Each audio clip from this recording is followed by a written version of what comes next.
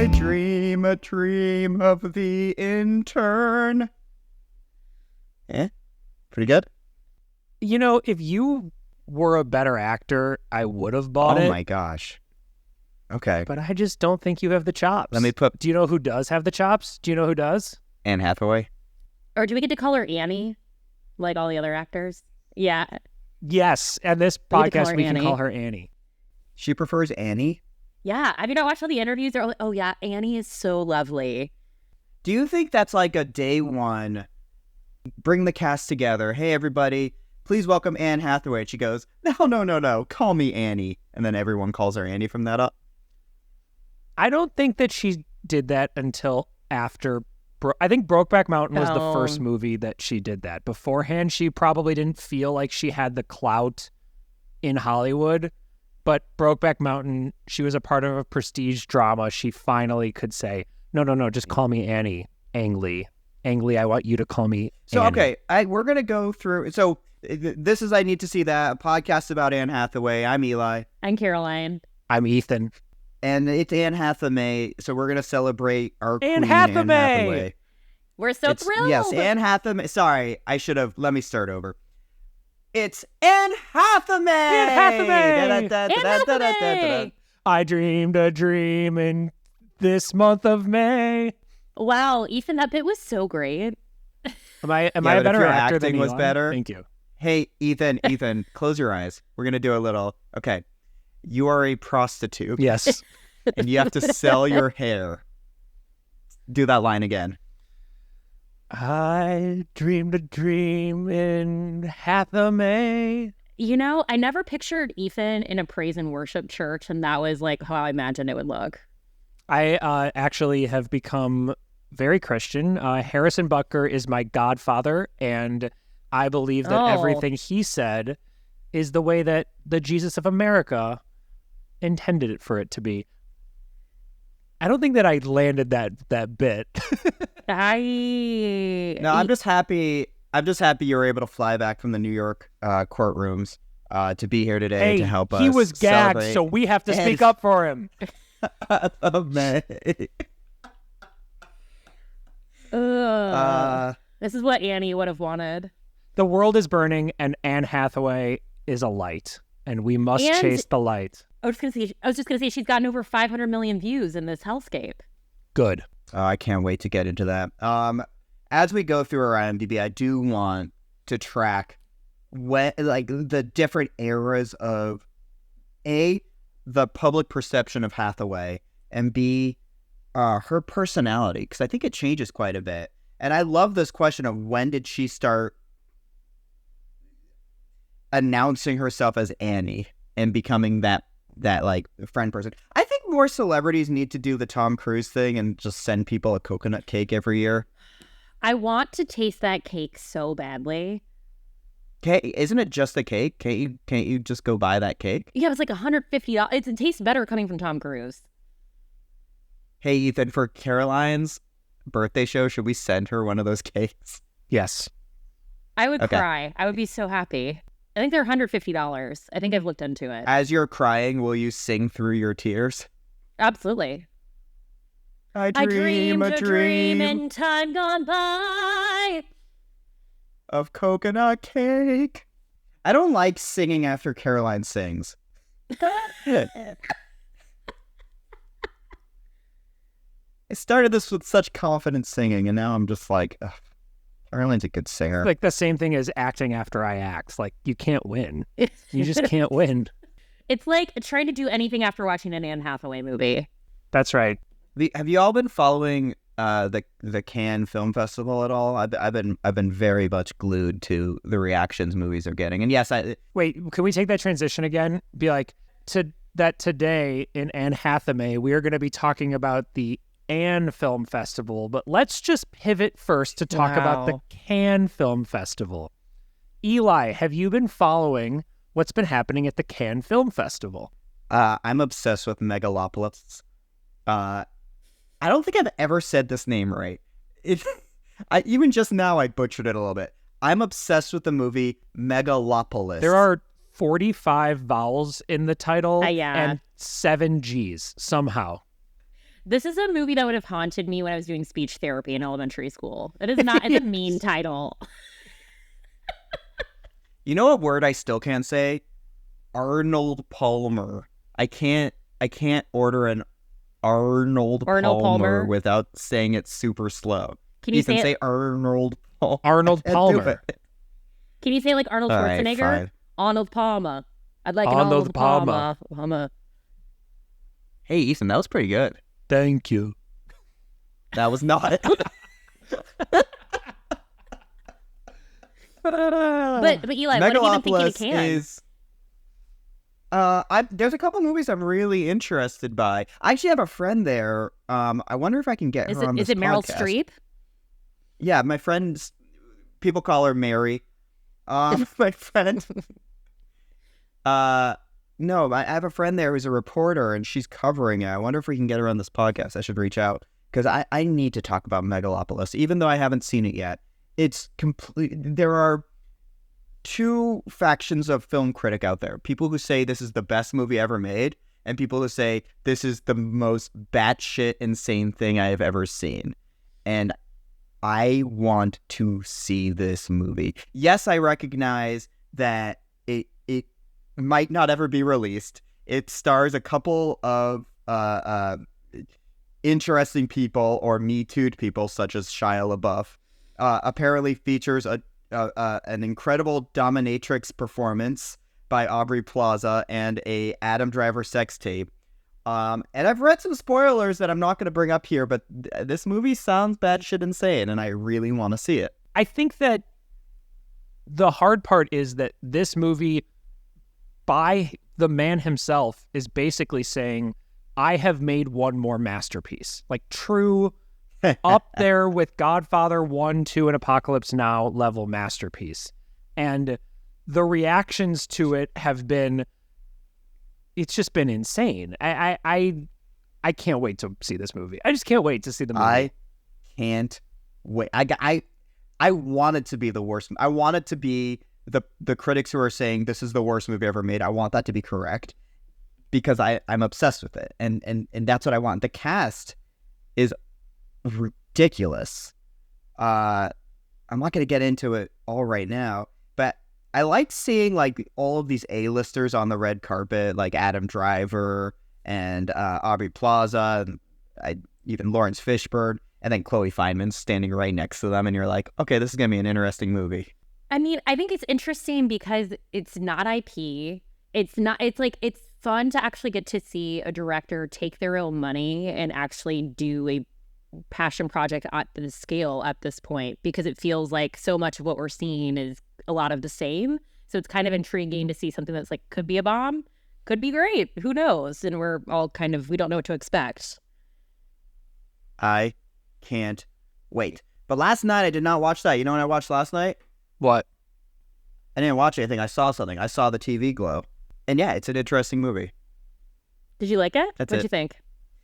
Okay, so yes, I liked it. There are, there are two movies out right now that are, and I'm going to put this in quotes because as a cisgendered straight male, there's only so much I can talk about the trans identity and the journey you go through. And there are two movies out right now that are very much about that and use the idea of TV and pop culture as metaphors for that journey.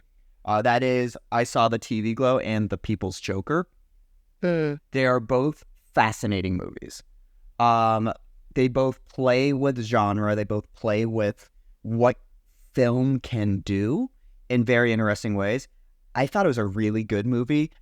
There were 3 people who left the theater as I was watching it. Oh, that's fascinating. If you're familiar with the director's other film, We're All Going to the World's Fair, it's very similar where you watch this movie and your film student brain says, well, the plot's going to go A to B and then B to C. And then it doesn't do that. And you start to get kind of frustrated. Kind of like watching The Boy and the Heron last year, where I was like, I have to shut off my brain when it comes to plot in order to better understand the metaphor that this film is going for. I liked it a lot. I don't know where it's going to land for me in terms of ranking my favorite movies because I need to sit on it for a little bit. I need to just sit on it. Similar movie I felt about is a movie called Evil Does Not Exist, which I saw at a film festival earlier this year. I think it's coming on streaming if it's not already. Very good movie. Going to be one of my favorites of the year. But after the ending, I said, I can't review this yet. I need to sit on this movie for a little bit because the story it is telling goes beyond the plot of the movie itself. Do you usually find that when you come across a movie where you go, I'm going to withhold judgment and not give it a ranking in my head immediately, that you ultimately like the movie more, or you ultimately dislike the movie more than maybe where you were when you finished? Yeah, for me, it's 50-50. It depends on if I keep thinking about the movie. Because sometimes I'll do that and then just not think about the movie again. And then at the end of the year, look at my list and be like, oh no, I forgot about that movie. It doesn't matter. The 3 movies I mentioned, The People's Joker, I Saw the TV Glow, and Evil Does Not Exist. Those 3 movies have absolutely stuck with me. And I am sure I'm going to be thinking about it for a long time, which to me is a good thing. Totally. To me, that's cinema. Yeah. Is that really pretentious of me to say? And should a movie like Dune 2 immediately, I leave that being like, that was a great movie. Should that rank higher than a movie where I go, let me think about this for a couple days? I don't know. And I think that's my problem with end of the year lists when critics are like, here's this movie you've never heard of that I'm going to put as number 1. Right. Or I'm like, is it actually the best movie, or is it the movie that kind of confused you and made you rethink what film is? And that's ultimately the same thing as the Oscars, too. We could go year by year and say, well, actually, 40 years later, this movie clearly was the best movie of the year because it's the one that stayed in the collective consciousness. It's the one that stayed in my consciousness. Do y'all know what came out 40 years ago? Actually, I feel like we're still talking about Amadeus. Rules. Oh, Best Picture. Fuck. That movie is so fucking good. Did you know that was on Broadway and Alan Rickman was in it and there was no video of it anywhere? He must have been Salieri, right? You know what? It's 2 people. I forget who else was in it. Let me look this up. I'm seeing it. They're doing the 4K restoration premiere bit at the Academy Museum on the 31st. So we're going to go see that. And I've never seen it on a big screen. It was the go-to substitute movie in my choir class. So did y'all have those movies in high school? Like, what were the go-to movies? Remember the Titans. Oh, yeah. Mine was Vertigo. They played Vertigo a couple times, which is one of my favorite movies, maybe because of that.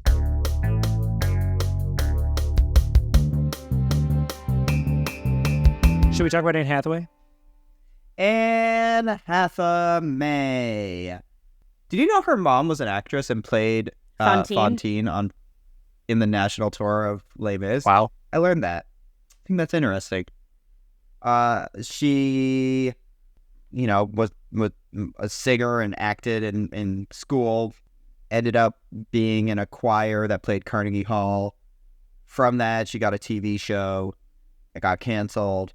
And then auditioned for Princess Diaries, fell out of her chair, and therefore got cast. Famously fell out of her chair. Yeah. Famously fell out of her chair. She fell out of her chair, laughed, and said, call me Annie. In 2001, The Princess Diaries came out.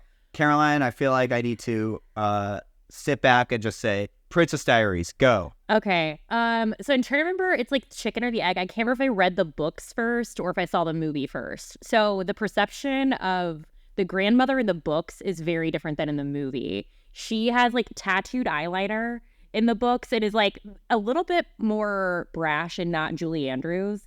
But I think, okay, so Anne Hathaway, because I was 12 when this came out, being Mia Thermopolis, it would allow you to think like it was okay to be awkward was cool.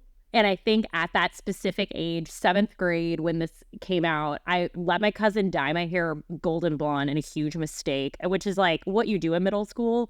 And Mia sort of like let you be awkward. So you're like, what if I was just a princess? So like all these other people are stupid.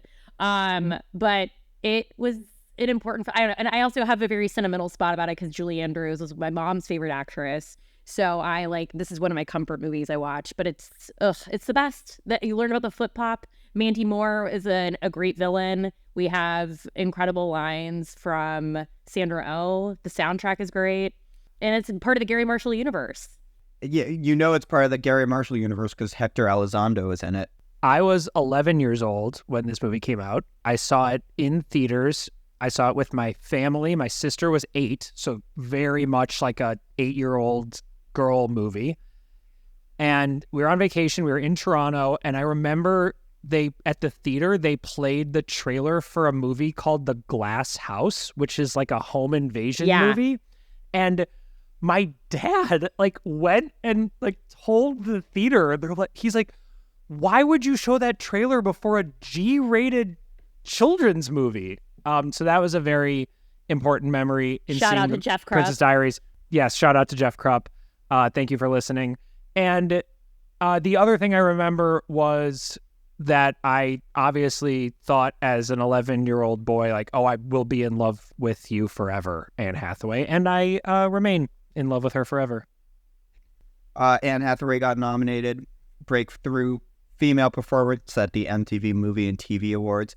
Also got a nomination for Film Choice Actress Comedy for the Teen Choice Awards. Pretty cool for her first movie. It's a star-making performance. They must have known whether the popularity of the book or the fact that Julie Andrews was in it. This was this was a big one. And surely you follow that up with an even bigger hit movie that everyone talked about in the year 2001. Of course, I'm talking about Walt Disney's The Other Side of Heaven, a movie that exists. Have either of you heard of or have seen this movie? I have not. John Groberg, a foreign kid from Idaho Falls, crosses an ocean to become a missionary in a remote and exotic Tongan island during the 1950s. First off, John Groberg becoming a missionary? Ethan, come on. Groberg?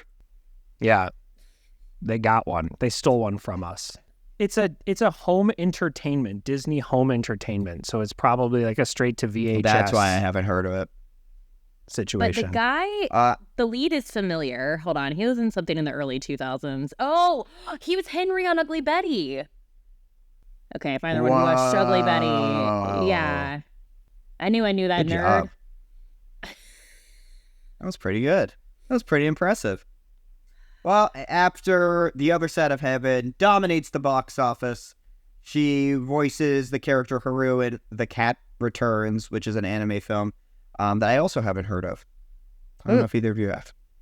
I haven't even seen The Cat. Did it come? When did it come? When did it leave? It's a cliffhanger ending. I'm skipping ahead to a movie. Oh no, The Cat! Dun dun dun. I'm skipping ahead to a movie I have seen. I assume one of you have seen, called Nicholas Nickleby. I actually haven't. 2002. Neither of you have seen this? It's great. You know why I saw this? Because it stars Charlie Hunnam, who at the time was in my favorite TV show, Undeclared, which was the follow-up to Freaks and Geeks. So good. And so I remember early days of internet being like, what else is this guy in? And looking it up and being like, what's this Nicholas Nickleby coming out? I worked at a video store when this came out. And I remember renting it and being like, why are they talking like that? And then realizing it's a book and then really liking this movie. Well, also stars Jamie Bell and Christopher Plummer and Jim Broadbent. Yeah. Have you seen it since? I have not seen it since, actually. Well, and Nathan Lane's in it? She did both Sound of Music people, Captain and Maria. Christopher Plummer's in this, and then Julie Andrews is in Princess Diaries. Anyways. Whoa, good point. Yeah. I recommend Nicholas Nickleby. Go see it. It's great. Who doesn't love a young Charlie Hunnam? I like current Charlie Hunnam. In 2004, Ella Enchanted comes out. I watched this movie for the first time this month. I had never seen it. That's the definition of seeing it for the first time, if you didn't know. This moment in movies is a pretty rough one because I feel like CGI ruined movies for a period of time in the early 2000s. If this movie had been made in the 80s, a la Princess Bride, I feel like the story is great. It's funny. that she's a great character. It's an awesome play on fairy tales, but the CGI is so distractingly poor that it really got in the way of me enjoying this, despite the acting being enjoyable, despite Hathaway being a great lead in that movie. I started to wonder what other movies that came out in that time frame that just look atrocious now would have been better served being made 15 years earlier when they didn't have the technology to do whatever they wanted, even though it clearly looked green screened or CGI'd. Yeah. I haven't Caroline, seen what's it. your relationship with Ella Enchanted? You haven't seen it? I actually haven't seen it, but the writers I have a strong relationship with because they also wrote 10 Things I Hate About You was their first movie. They wrote Legally Blonde and She's the Man. It's Karen, I should remember their names because I just... McCullough. Yeah, Karen McCullough and Kirsten Smith. Yeah, Kirsten Smith. Because I just saw the new Q&A for 10 Things I Hate About You. So it was like very... I don't know, they're of that, like, they're specific, like, they bottled up that era, like, knowing that they built all those movies. But I could see that. I mean, I feel like the movies from that time, what was that, like 2004? It's like we were in between technology at that time. I don't know, Eli, did you love it? Are you Ella Enchanted? I saw it because I was in a big comedy kick and I wanted to see every movie Eric Idle was in. And he's in this. When I think of Ella Enchanted, I don't think of the movie. I think of in 2011, we were doing a sketch show at Gorilla Tango in Chicago. And one of my cast members ran in back and said, "The director of Ella Enchanted is here." And like we were all super nervous, did the show. We never heard from that person. And I have no clue if my friend was just bullshitting us or not. And I think about that to this day. Tommy O'Haver, where are you? Call into the pod. Were you at Tommy that Gorilla O'Haver, Tango show? Did you see Delirious Confetti's hilarious sketch show? Maybe. We did a sketch about Blue's Clues, where it was Blue's 16th birthday, but it's in dog years. So Blue is like super old and can barely walk and is blind. Anyway, I thought that was a funny sketch. Of course, after Ella Enchanted comes out, we are introduced to the one and only Chris Pine in the movie Princess Diaries 2 Royal Engagement. Ugh. I remember hating this movie. Really? What? Yeah. I liked it. Just remember thinking it's just not nearly as good. I remember it's the last movie that Julie Andrews, it was the first movie Julie Andrews sang in since that doctor butchered her vocal cords. So I cry thinking about that because we lost Julie Andrews' voice in the mid-90s. And if I ever see that doctor, it's on site. But yeah, and we've got Chris Pine. He made $50,000, I think, for this movie. I was just reading about that. What? Really? Oh, that's yeah, wild. because it was his first big movie. He's so dreamy in it. I know. Up until this point, she's pretty much Disney girl, right? Yeah. I mean, she's in Nicholas Nickleby, but still kind of an innocent. Because right after Princess Diaries 2, Havoc comes out, a movie Ethan watched recently, which is a really tough watch, and it's very much like now she's entering swearing and drugs and nudity. Ethan, how did Havoc go for you? This was a bad movie. This is an offensive movie. It's a poorly made movie. I obviously think that she just was trying to shed the image of being the Princess Diaries girl, and she was trying to continue her career into things that were darker. She just picked wrong. This movie just was a wrong pick. But maybe this is how people started to think of her more as, even though she's playing a teenager in this, maybe this is why people started to think of her as an adult. Maybe this is why Ang Lee thought of her for Brokeback, or why Devil Wears Prada started to come, is she just was able to escape the Disney world because of this awful, awful movie. Directed by a woman, which I support, Barbara Kopel. Two affluent suburban girls clash with the Latino gang culture of East Los Angeles. That Latino gang culture played up by Latino actors, but also a lot of white actors with really offensive voices. Ethan, how do you feel about Channing Tatum in this movie? Bad. Yeah, I felt bad about this movie. It's a really offensive movie, I'm not going to lie. Ask me how I felt about Joseph Gordon-Levitt in this movie. How did you feel How'd you about feel? Joseph Gordon-Levitt? Bad. What about Bijou Phillips? Bad. Do you know what this movie started, though, as I was watching it? It started to make me think, like, who is Anne Hathaway like? What other career and career arc have we maybe started to see that's similar to this? And I started to think about Jane Fonda a little bit. Oh, interesting. And the reason I thought about Jane Fonda is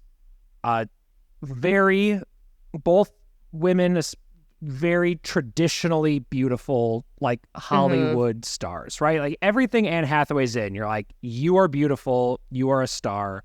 Jane Fonda, early in her career, she has sex appeal, all of it.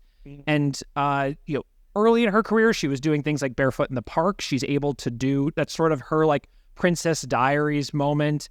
And I felt like this was the phase where Jane Fonda was doing Clute and she was making some stranger, more difficult roles happen. And Anne Hathaway starts to do this as well. And like how these two women started kind of growing up with their roles after being known from such a young age. And that's sort of who I started in my head paralleling to a little bit. Interesting. Around this time, she's also starting to do her activism, try to raise awareness for child marriage.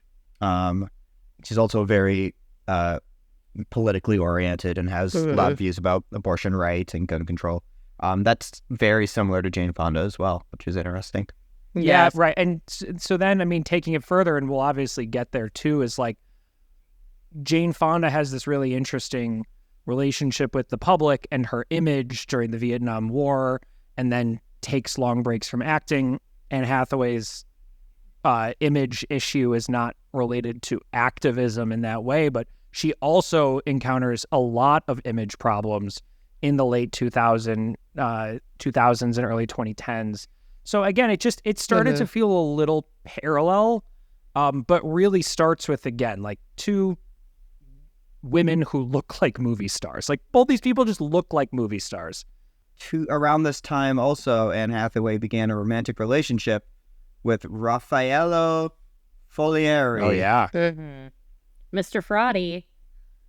Caroline Stans. If you're going to be a star, you got to have at least one ex who's going to go to prison for tax fraud. So I have to stand.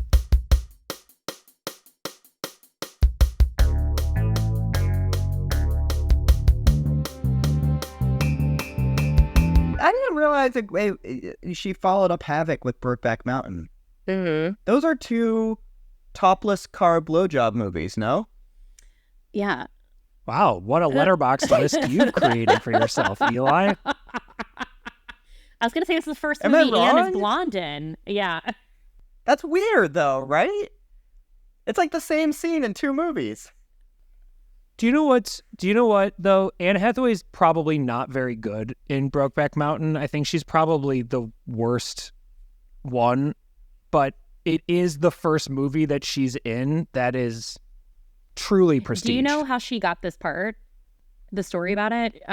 She was No. auditioning for it No. while she was filming Princess Diaries 2. Ang Lee had never heard of her. So they'd said, sorry, she's coming in with a lot of makeup. So she came in and auditioned on her lunch break from Princess Diaries 2. And that's how she booked Brokeback Mountain. Wow. Very fun. What beat Brokeback Mountain at the Oscars? Because that should have won. Crash. This is 2005. Crash. It was Crash. Fucking Crash. What the fuck, Oscars? I know. I saw Brokeback Mountain for the first time since high school at the Academy Museum in January, and it's such a perfect film, and it was very cool. There were a lot of people dressed as cowboys that came to the screening, and it was like, I don't know. I had a sort of like emotional moment watching it to see this movie sort of full circle 20 years later, and like the impact that it's had and how much we've come since then. And yeah. Hoodwinked comes out in 2005 as well. I'm going to go out on a limb and say neither of you have seen the movie Hoodwinked. No. 2006, The Devil Wears Prada. I think this is that's the as much as Brokeback is her first prestige movie, Devil Wears Prada turns her into something else. But Devil Wears Prada is she's the lead of. Yeah. This allows her to have a career. Well, she's the This lead is of the movie Ella that allows her to Enchanted. have a She's the lead career. of Princess Diaries 2. She's the lead of Princess Diaries. She's already But it's been not. the lead. But it's not I the mean- same. Yeah. But it's not the same because she's a lead of an adult movie with the movie that reinvented Meryl Streep. And we had Emily Blunt and Stanley Tucci as like the fairy godfather. I've seen this movie probably 3,000 times. This is why I've still had cable until I moved to LA, because I like to turn on the TV and I'm 45 minutes into Devil Wears Prada and I'm set. I like to have that for me, and that's why we're moving back to cable, so it's a bit inch by inch, but it's a perfect movie. Eli, what do you think about The Devil Wears Prada? What do you think I think about The Devil Wears Prada? I think it's an incredible movie. I think Adrian Grenier, Oh, I think his character gets fucked over a little bit. what? I'm On just what kidding. planet? So I had to get a reaction Listen, out of as Caroline. Harrison Butker said about women with jobs, Oh, if you The best isn't what he said. The best is how he tried to be like, no, you got it wrong. I said that women should be more like in the 50s when they don't have jobs. And everyone's like, no, that's what we're saying. that's not better. Did you see the musical? The Devil Wears Prada musical? Okay, it was one It of was the in it's not on Chicago, Broadway right? yet, right? yeah, it was one of the worst things I've ever seen. Oh, you did see it? My I gosh. saw it. I saw it, and Ethan and I famously saw Love Never Dies. And unfortunately, this is the only show that's worse than Love Never Dies that I've seen live. That's bad review. That's a bad review. Oh my god. There is a reason why it's still not on Broadway. My theory is it's written by Elton John, but actually his children wrote it. Yeah. That's my theory. It hasn't been fact checked by anyone. There is not a lot of the issues about the musical is that they didn't adapt anything from the movie. Like, there's no memorable song. They start the show with her graduating from UNC, which she didn't go to UNC in the book or the movie. She went to Northwestern, but it's after, no one cares about the graduation. The inciting incident is her going up the elevator anyways, it's a bad musical. There's a reason why it's not on Broadway. Devil Wears Prada, an incredible movie. Come on. Ugh. It's at the end of this, let's rank. Let's do our top 5 Anne Hathaways. I think I'm talking myself into thinking this is the most important movie she made, even if it's not the best, but it is the one that allowed her to have everything that came next. And I think it also came out at a perfect time. It was 2 years after Sex and the City ended, and they had Patricia Field as a costume designer for the movie. And I think it was a perfect storm of where it came out in culture that it had such an impact. I think she should have got an Oscar nomination. I know Meryl Streep got that one. She's The so nomination. Andrea. Same with Emily Blunt as well. All right, Yeah. we should go a little bit faster. We've been talking a while. Becoming Jane. She plays Jane Austen. Either of you have a relationship with the movie Becoming Jane? I don't, actually. It's a good movie, shockingly. if you haven't seen I do it, need actually. to see it. Either have you seen Becoming Jane? No, but I like Jane Austen. And you like James McAvoy? Yeah. And you like James Cromwell? And you like Maggie Yeah. Smith? Yeah. All people we like. Who directed I this? don't love Maggie Smith? American So- actors in the midst of all of this British royalty. That should have then just been Emily Blunt, you know? I agree. You know what? Fuck Becoming Jane. You're right. 2008, Get Smart. Bad movie, but Hathaway. Get Smart was my favorite TV show in middle school. I used to stay up late to watch it. I used to actually have physical TV guides where I would look for Get Smart. Remember they released they came out with a sequel series starring Andy Dick that was horrible. I loved the original Get Smart so much. This movie is one of the I think I need a whole episode to tell you about how much I don't like the remake movie of Get Smart, starring Anne Hathaway and Steve Carell and the hilarious comedy stylings of Dwayne "The Rock" Johnson. I really don't like this movie. But in 2008, a movie that I might argue is her best movie comes out called Rachel Getting Married. It's so good. I was just looking up. I remember loving that movie, and like I remember it being a stacked Best Actress category that year. Okay, this was 2009 at the Oscars. It was Kate Winslet, The Reader, Anne Hathaway, Rachel Getting Married, Angelina Jolie, Changeling, Melissa Leo, Frozen River, and Meryl Streep as in I Have Doubts. That's also the year that she stole the Oscars that year anyway, because that's the year where Hugh Jackman hosted and did the writer's strike song, or I don't know, was it the writer's strike? Some sort of strike was happening. They did the song that Dan Harmon wrote where he stayed up all night the night before to put together like homemade sets and sang about all the movies. And Anne Hathaway came up as Richard Nixon, and she sang her heart out, and it was great. I'm thinking that same year she hosted SNL, or it was around that time that she hosted SNL as well, and did a great job. Rachel Getting Married makes me cry just thinking about Bill Irwin's performance. With the plate? Yeah. Yeah.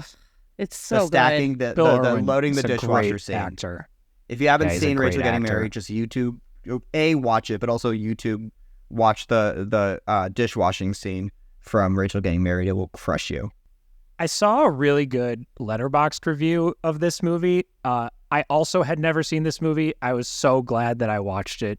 It's phenomenal and shows what Anne Hathaway can use her, how she can like best use her powers.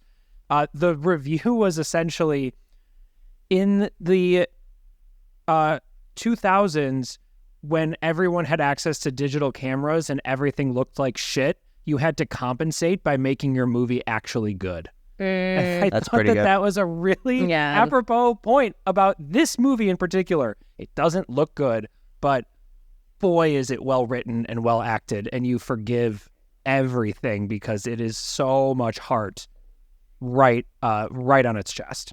So up until this point, she's had a pretty good career. There are highs, there are lows. Obviously, Havoc's a piece of shit, and Get Smart, fuck that movie. But other than that, like, she's had a lot of highs here. Now we're going to get into 4 movies that are hot garbage. Passengers in 2008, Bride Wars in 2009. I like Bride Wars. Sorry, it's a piece of garbage. Written by Valentine's my Day in 2010, and Alice in Wonderland in 2010. That's garbage. Which yeah. I will argue she's the best part of all of those movies. Definitely Alice in Wonderland. And if you want to hear more about Valentine's Day, listen to our Taylor Swift episode. Love and Other Drugs, 2010. Oh, that was a fun, hot movie. It's Anne Hathaway. It's Jake Gyllenhaal. It's Hank Azaria. What are your thoughts on this movie? Oliver Platt. It's Oliver Platt. A wild film about Viagra. This movie might have been good if it was funny. I mean, it's the Anne Hathaway's naked movie, right? That's how people remember this movie. I think I remember it more for being the Viagra Parkinson's movie. Yeah. Which just like the setting and like the placement of it made no sense. What was this inspired by? A real story, maybe? Cocaine? I can't remember. Cocaine? Ed Zwick on the set of Glory going, I have a good idea. Do you just want to hear the like 1-sentence summary of this movie? Okay. Yes. In 1990s Pittsburgh, a medicine peddler starts a relationship with a young woman suffering from Parkinson's disease. Like, what the fuck is this movie? And you know what? It's great. It's not a bad movie, I would say. It's not bad, but it's only everything about it is bad except for how hot Anne Hathaway and Jake Gyllenhaal are And their together. chemistry. They have And chemistry. Yeah. That counts. Yeah, they do have chemistry, and it's good. But none of the rest of it works. Oh, Josh Gad is in this movie?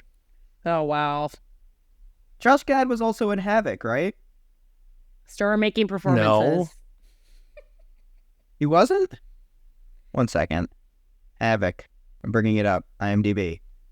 Josh Gad's not in Josh Peck Havoc. is in it. I got them Josh confused. Peck. So it's yeah. so the Sorry. movie's based off a book. Okay. And then well, and I think it's based off a real story. Sure. Man. Some books don't need to be movies. I would say to this podcast, you do not need to see this movie. 2011, Rio. She played Jewel. Anyone care about Rio? No. But I have a lot of opinions on her next movie. One Day. I like One Day. Tell me about One Day, Caroline. Garbage. Okay, so I love the book. The Netflix series, if you have not watched it yet, it's starring the nephew from White Lotus 2. And the actress, she's up and coming. But the issue with the movie is also like Jim Sturgis. We've seen someone who like had all the potential in the world and we've seen nothing from since 2011. Across the Universe, 21, in this and that, nothing else after that. They had no chemistry, and to achieve the level of heartbreak that you have for these two characters, because the plot of the movie is you meet these characters on the same day over a decade in the book, and what has happened with the will they won't they of it all, and it didn't earn the ending in the movie, but in the series it does. It's a heartbreaking ending. Ethan, have you seen One Day? No. All right. Watch the Netflix series is fantastic. It's like been very slept on, but it's very good. 2012, The Dark Knight Rises. Catwoman. What do you think about Dark Knight Rises? She's great as Catwoman. Yeah. I fucking hate this movie. I'm sorry. I went into this movie so amped. I love most Christopher Nolan movies. The Dark Knight, obviously an incredible movie. I was like, Tom Hardy's in it, one of my favorite actors. Anne Hathaway's in it. Oh man, what's his name's gonna be? Robin. Joseph Gordon-Levitt. He's gonna be Robin. He really is. Maybe it was just a situation I was in. I couldn't hear anything that Bane was saying. It was one of those deals. Oh yeah, can both of you do your Bane impression? Yeah. It's time to go to the football game. I saw it in Lincoln Square. Is at the Davis Theater. It was before they renovated it, so literally it sounded like In the darkness. Hathaway's really good in this part. I don't know why this was starting to be the time that all the hate started to come down on her. I still don't fully understand, other than maybe she's just a try-hard. When did she host the Oscars? Theater kid energy. I think it was like 2009, 2010. So it's all wrapped into this, but she was good as Catwoman. She was a very interesting in that part. I think she's good. I think she's really good in that part. She hosted 2011. So the year before. It was the year after she hosted. Yeah. I think it's part that I think they were just sick of her. I'm happy she's good in it. I'm just realizing it's an Anne Hathaway, Joseph Gordon-Levitt Havoc reunion. That's a big deal. I know. I bet they talked about that movie a lot on set. They Yeah, really had a Christopher lot of Nolan fun is a time. big fan of Havoc and needed to. He's a Havoc head. Yeah, he's a Havoc head. Speaking of Havoc, Les Mis comes out in 2012, getting our girl her first Oscar. She is unreal in this movie. Yeah.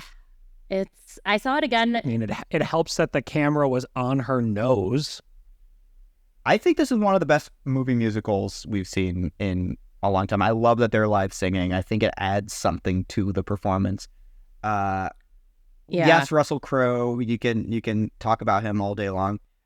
I think Les Mis has always been that musical that people say it's impossible to film it, or it's impossible to make a movie out of it. And I think they did a really, really good job. I know that's not like, it's not crazy to say Les Mis is a good movie, but it is crazy when you look at the movies Tom Hooper does after Les Mis and how bad those musicals are, that this movie is actually pretty good. Yeah, I remember I saw this movie Christmas Day, and a couple brought their 3-year-old into the movie, and they were on an iPad 2 rows in front of me, and I wanted to strangle the parents because I'm like, why are you bringing your child to Les Mis on Christmas Day, 3-hour movie? And it was like minutes before I dreamed a dream. I was like, I've been waiting for this, and you brought your child in here? Like, I don't know. But then I think they did eventually take the child out right before it happened, but I was very irritated the entire time.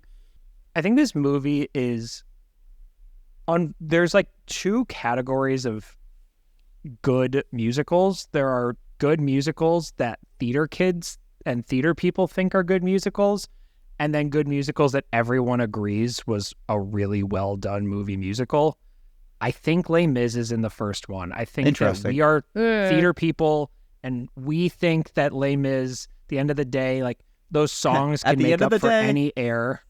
Yeah, you're another day older, and those songs make up for any shortcomings of the film, of the acting, of whatever. Like, they're just the best songs. But there is a better version of this movie that exists.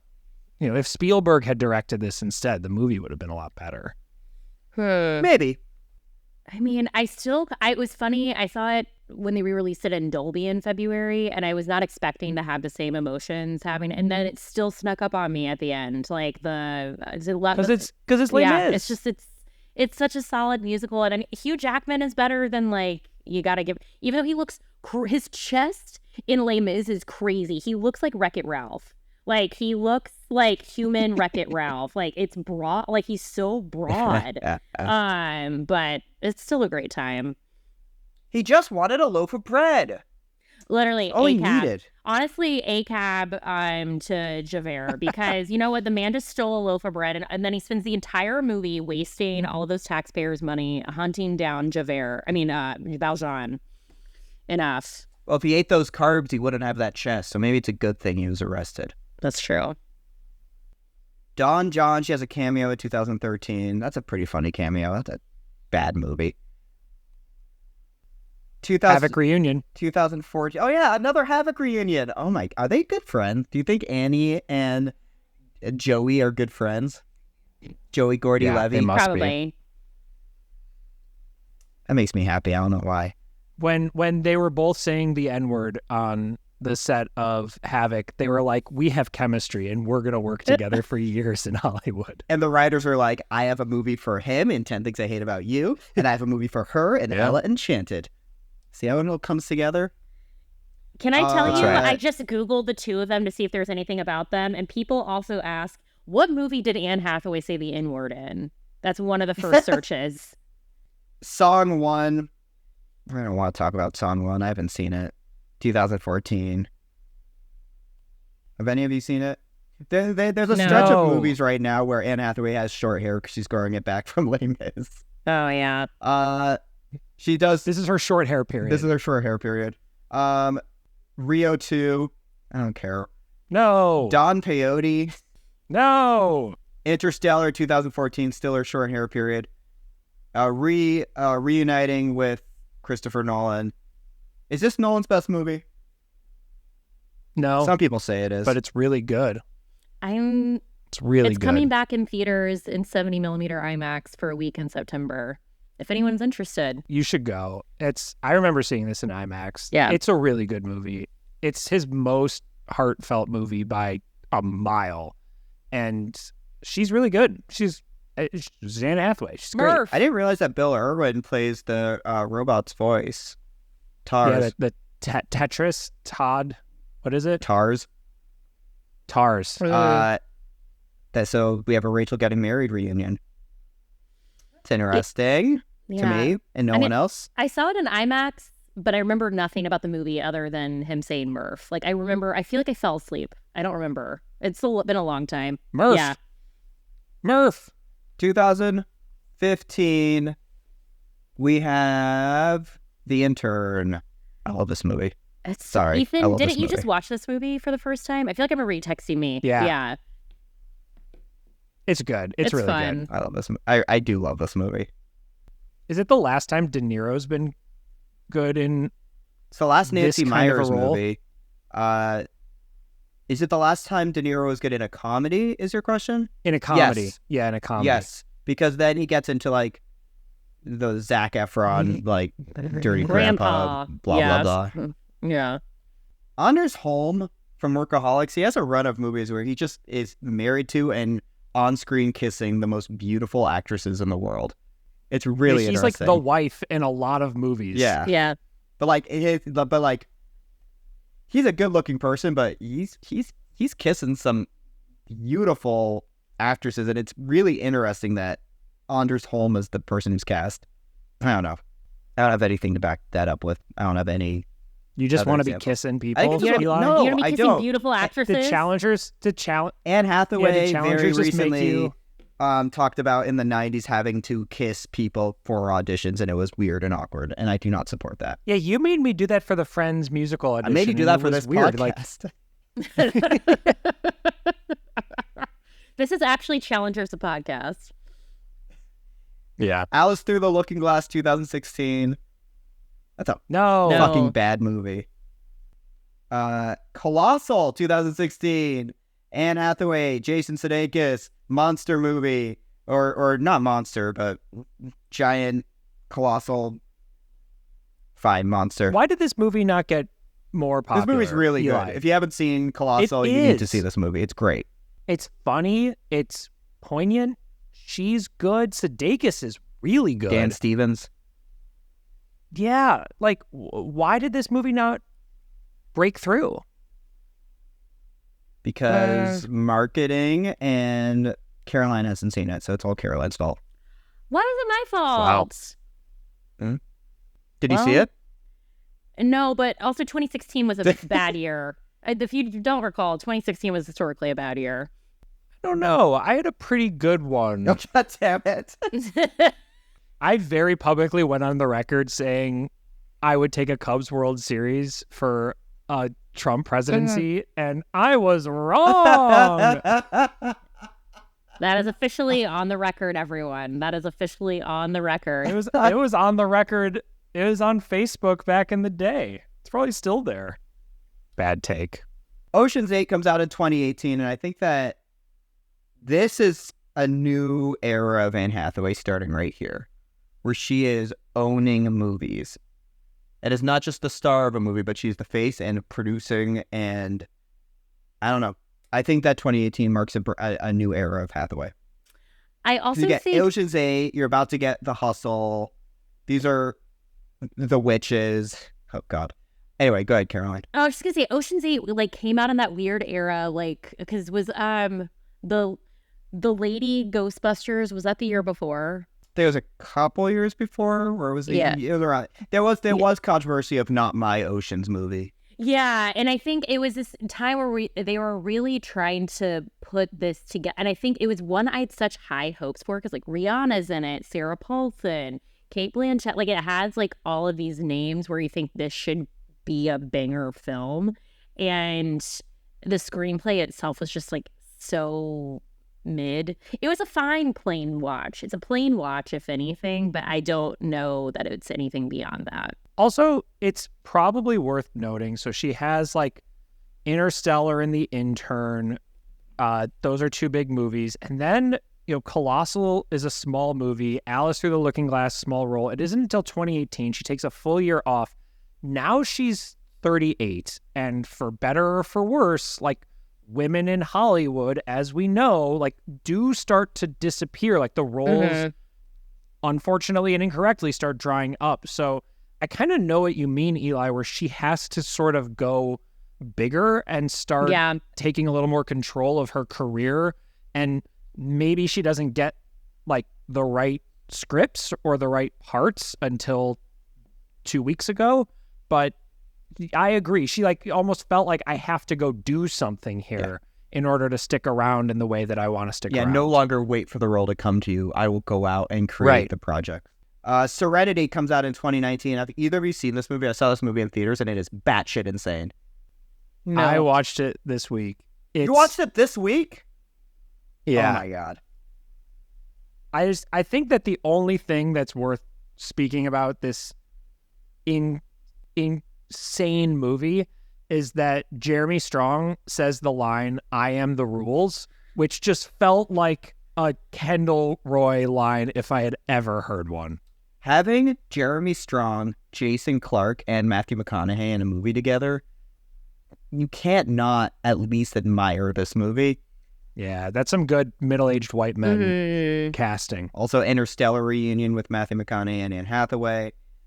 This, what would be a really interesting double feature? Serenity and Don't Worry, Darling. As movies that start really interesting and completely fail to deliver on their premise. Movies where the twist is it's a video game. Spoiler alert for both of these movies. I know that it's okay, Caroline, really Yeah. quick. Here's the thing that's so annoying is that this movie starts out so strong, and it's a very classic noir Yeah. movie, but essentially Matthew McConaughey is a captain of a fishing boat, and he's trying to get this one fish called Justice, which makes no fucking sense whatsoever. But a very classic like noir trope happens, which is that his ex-wife comes to him and offers him money to kill her current husband. Awesome. Like, Fun. I want 40 movies a year to come out with exactly that plot, and we see what fun happens. And I just want none of them to end up being it's a video game. That's all I ask. I'm a simple man. That's all I ask. It turns out that everything you just watched as a video game is the new like character waking up in bed at the end of the movie. Stupid. Yeah. It's so bad. Speaking of stupid and so bad, in 2019, The Hustle comes out. Did either of you see The Hustle? I No. remember It's the Dirty Bravo Rotten Scoundrels, advertising. but Yeah. yeah, it's Dirty Rotten Scoundrels, but gender flopped. Cool idea in premise, but it doesn't work. But Tim Blake Nelson's in it, and Anne Hathaway was with Tim Blake Nelson in Interstellar, so there you go. Reunion. Oh, Tim Blake Nelson is amazing. And in Colossal. And in Colossal! Thank you. Dark Waters in 2019. This is a good movie. I feel like this is a good movie Yeah, that she not plays a the lot of wife. people saw. She plays the wife, yeah. Have you seen Dark Waters, Caroline? No, I haven't. I was also looking up, I forgot for The Hustle. I'm so sorry to go back to that. They like did a weird product placement within an episode of Real Housewives of New York for The Hustle, where two of them went to see the movie, and it was so bizarre because they don't ever really do that kind of product placement typically on Bravo. And I remember that was like one where everyone kind of went, huh? I don't really because I think Dorinda and Sonia were like, we're gonna go see The Hustle, and they like showed them walking into the theater, and it was very bizarre. Anyways, You know what would be the worst? To go see a movie and then Dorinda and Sonia sit in front of you. oh And god, they just like, clip the whole time. it'd be a nightmare, but also maybe fun. When I worked at the Apple store, Ramona came in and she put her bag under the table and then for 20 minutes freaked out that somebody stole her bag. Anyway, Makes sense. That makes thought that sense. was a fun story. It's a Dark fun Waters story. is a Todd Haynes film. Every Todd Haynes film is a masterpiece. Go see Dark Waters. It's still a relevant movie because it actually affected Congress, and Mark Ruffalo is still talking to Congress about what this movie is about, which is issues with water and the lead in the pipes and all of that stuff. Features Bill Camp, features Bill Pullman, features Tim Robbins, features Jesus, aka Victor Garber. And then COVID happens, despite what Ethan will tell you. COVID happens in 2020, so a couple movies come out that... I'm not vaccinated. I'm not vaxxed. Not measles, not polio, not COVID. Did you know a movie came out called The Last Thing He Wanted? This is a movie that really exists, starring Anne Hathaway and Ben Affleck and Willem Dafoe. Caroline, just quick. What are the rumors? Explain the rumors. They're just going through difficult times. I'm wondering if his children showed him the TikToks about her behavior. Oh. Are we talking about Jennifer? Yeah. This is Lopez? them now. Yeah. The Witches 2020, nobody cares. Bad movie. Go see the original. No. Locked Down 2021. COVID movie. 2 actors in it. It's about a jewel heist. I saw it. I was excited about it. It's bad. Couldn't get through it. Yeah, it's real bad. Then she does a couple TV shows, solos, and We Crashed. 2022, Armageddon Time. Great movie. I liked it a lot. Famous Jewish actor playing a Jewish character. Anthony Hopkins playing Grandpa Aaron Rabinowitz. Yeah. Same. I didn't see this movie. Should I? Yeah, should we? It's really Jeremy good. Strong. Yeah. See it for Jeremy Strong. Jessica Chastain, of course, reunion with Anne Hathaway again. It's a director, this time it's James Gray, making a movie about his childhood. It's one of those movies. Cool. Like Cool. Belfast, basically. I loved Belfast. Did you? Yeah. Belfast was the movie I was rooting against that year. It was fine, but it was the movie I was like, how the fuck did that win best adapted screenplay or whatever it It won? was good. It was a good movie. Speaking of more movies like that, 2023, Eileen. I know, Caroline, you just saw it. I loved Eileen last year. It was on my top list. I called it Horny Hitchcock. Ethan, did you see Eileen? No. It's on Hulu now. Caroline, what are your thoughts of Eileen? Okay, this is Anne's second blonde movie. Brokeback Mountain being the first, and then she's a blonde in this. It's a very slow movie. Well, I think half of the movie. Okay, I will say maybe I took a little gummy before watching this. So I was trying to figure out the dialects for half of the movie and like where we were located, because Eileen is clearly Boston-ish, but it's unclear what Anne Hathaway where she's at. But I will say she's from out of town. She comes in. that's right. But the final act turn was more surprising than I expected. I nominated Jefferson White for Golden Crumpnish. He plays the cop, Buck Warren. Oh, and yeah, I also nominated what's her face, the person who's at the end, who's in the basement. Spoiler alert.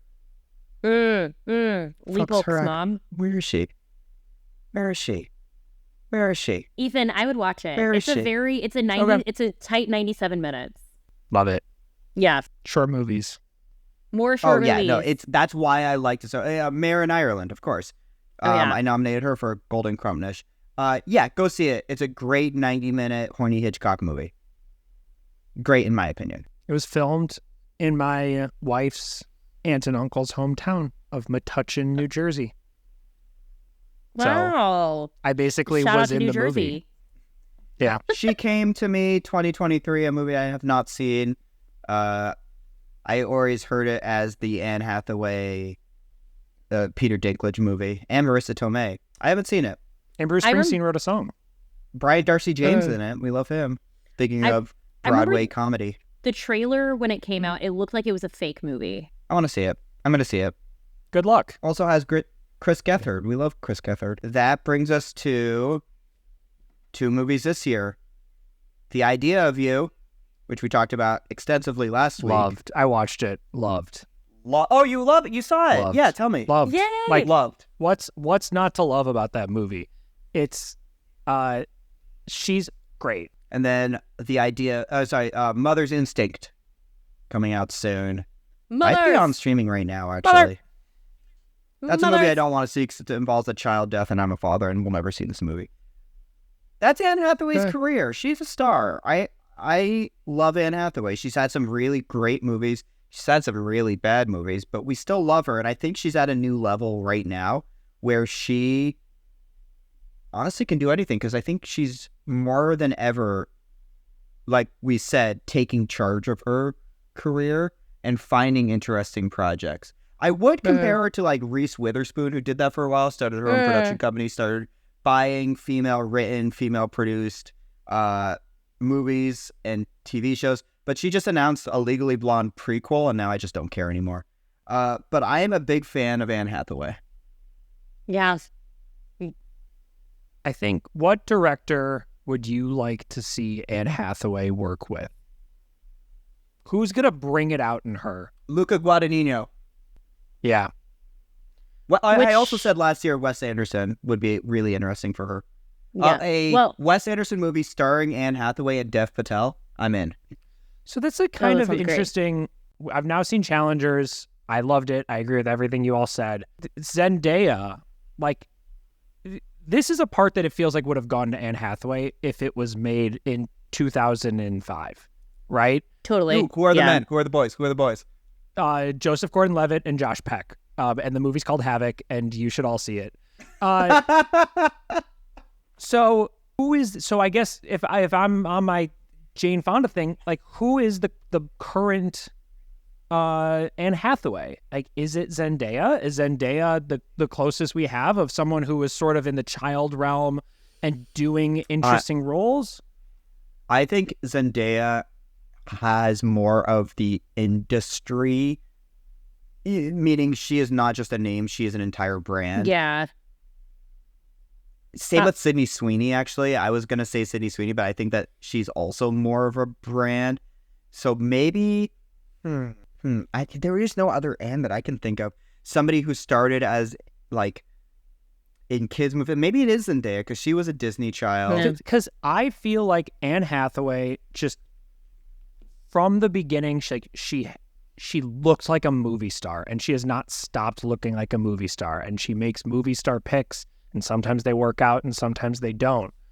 And I mean, the answer is Ryan Gosling. They have the same career. Kinda. That's actually a pretty good point. How have they not been in a movie together? That feels like a miss. Okay, who directs it? Anne Hathaway, Ryan Gosling, rom-com. Greta Gerwig. Directed by Michael Showalter. Oh, Greta Gerwig! There you go! And it's a Best Picture winner. Immediately. Yeah. Mama Bird. Cool. I thought that was cool. It's a mashup, I high-fived actually. myself. It's like it's a offshoot of the Mamma Mia universe. Oh, is it a musical? Because they can both sing?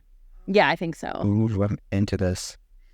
I think the thesis statement is we all love Annie. We love Annie. I mean, and I think it's funny to I was scrolling back through her Wikipedia stuff, and I forgot how a lot of people compared her to Audrey Hepburn when she first came out, and I think it's I think it's hard for me to think about anyone else like Anne, because I think she's so classic, and I think we're losing. I think this is a lot of a bigger discussion of veneer talk. So everyone has the same mouth now when you watch movies, and it's hard to we're losing that sort of unique features of everyone, because everyone has the same teeth. I don't know. Yeah. I'm going to try to do a real quick top 5. Okay. Number 5, Les Mis. Number 4, Brokeback Mountain. Number 3, Devil's Wears Prada. Number 3, The Idea of You. Number 2, Devil's Wears Prada.